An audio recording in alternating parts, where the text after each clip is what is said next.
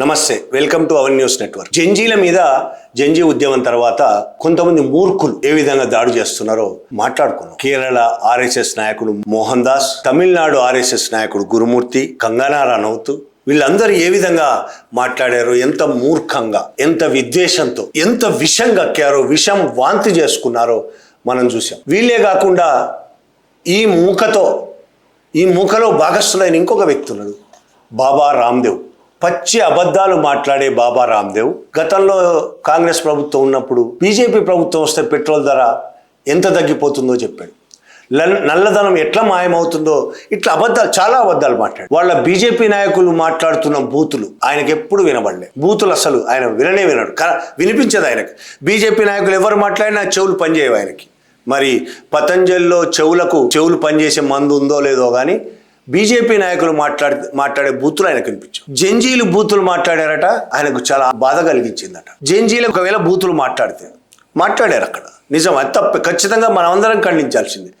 కానీ మొత్తం జంజీలకు అంటగడితే ఎట్లా?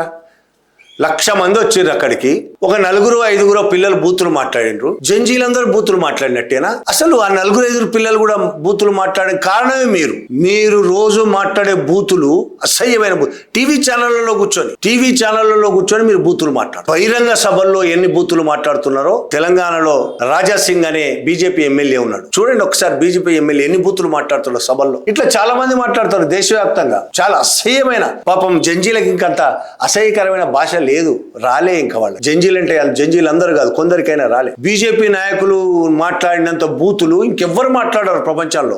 దేశం పరువు తీశారట. మోడీ తీసిన దానికంటే ఎక్కువ తీశారా దేశం పరువు? మోడీ ప్రపంచవ్యాప్తంగా తిరిగి ఎంత పరువు తీశాడో మన బాబా రామ్దేవ్కి తెలిసే అవకాశం లేదు. ఎందుకంటే ఆయనకు చదువు వచ్చో రాదో కూడా తెలియదు. పేపర్లు చదివితే కదా తెలిసే. ప్రపంచవ్యాప్తంగా తిరిగి ఆయన ఏమేం చేశాడో, ఏమేమి వేషాలు వేశాడు, ఎంత పరువు తీశాడు, ఒకసారి పేపర్లు చదివించుకొని అయినా విని చూస్తే బాగుంటుంది. బూతులు తిట్టుకోవడం, అనుచిత భాషను ఉపయోగించుకోవడం మన సంస్కృతికి విరుద్ధం అట. మీరు బూతులు మాట్లాడతారు సభల్లో, బహిరంగ సభల్లో, టీవీ చర్చల్లో మీరు బూతులు మాట్లాడతారు, మళ్ళీ జంజీల గురించి మాట్లాడతారు మీరు. దీని మీద కంగనా రనౌత్ మాట్లాడిన దాని మీద ఆశ్చర్యం, మరో సినిమా నటుడు సీరియస్ అయ్యాడు. సోనూ సూద్ మనందరికి తెలుసు, కరోనా కాలంలో సినిమా నటుడు, తెలుగు వాళ్ళకు కూడా బాగా తెలుసు. తెలుగులో చాలా విలన్ గా నటించాడు చాలా సినిమాల్లో. కరోనా కాలంలో ఆయన చేసిన సేవలు మనం కూడా చాలా గొప్పగా అనుకున్నాం. దేశమంతా గుర్తించింది, చాలా సహకారం అందించాడు. ఆయన కంగనా రనౌత్ విషయంలో మీడియా ఆయన అడిగితే ఇలా అంది కంగనా రనౌత్ అంటే, నేను వినలేదు కానీ ఇలా మాట్లాడకూడదు, ఇంత అసహ్యంగా మాట్లాడకూడదు అని చెప్తూ,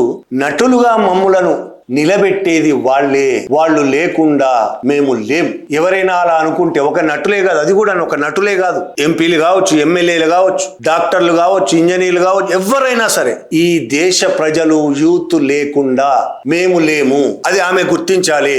ఆమె నటిగా గుర్తింపు వచ్చిందంటే కారణం వాళ్లకు వ్యతిరేకంగా నువ్వు మాట్లాడడం అనేది దుర్మార్గం. ఆమె మాట్లాడిన కంపు కొట్టింది, వాంతులు వచ్చాయనే మాటల గురించి కూడా చాలా సీరియస్ అయ్యాడు. ఇట్లా మాట్లాడడం అనేది అస్సలు సరైంది కాదు.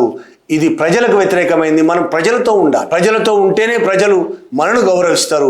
మనని ఈ ఎత్తుకు ఎదిగించిన ప్రజలకు వ్యతిరేకంగా మనం ఉండడం సరైంది కాదు అని కంగనాకు రిటార్డ్ ఇచ్చాడు ఆయన. మాట్లాడే మాటలు ముందు తూకం వేసుకో. మాట్లాడే ముందు జాగ్రత్తగా ఆలోచించడం చాలా ముఖ్యం. ఎందుకంటే ప్రజలు దైవ స్వరూపం అని ప్రజల గురించి మాట్లాడాడు. చాలా మంది చెప్పారు ఆమెకు.